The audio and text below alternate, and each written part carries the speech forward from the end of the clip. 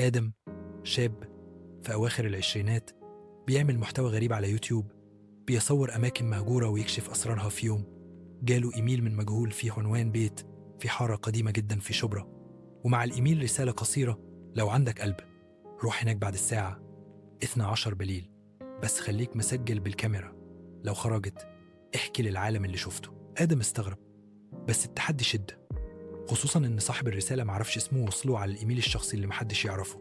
يوم الخميس الساعة 11:50 بالليل آدم وصل أمام بيت قديم متهالك، شكله يخلي أي حد يلف ويرجع.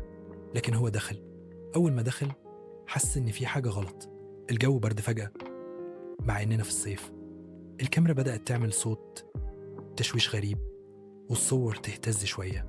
في الدور الأول لقى صور قديمة العيلة واقفين في فرح، بس وشوشهم مش باينة، متشوهة بالكامل وكأن حد مسحها بقوة، بس الصورة سليمة تماما.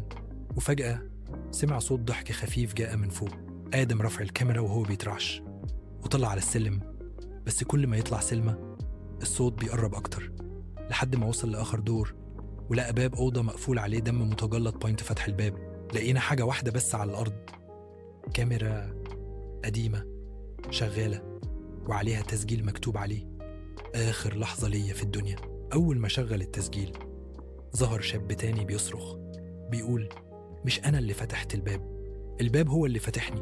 وفجأة التسجيل قطع، الكاميرا بتاعت آدم طفت من نفسها، وصوت نفس الضحكة رجع، ووراه باب الأوضة اتقفل لوحده بعنف.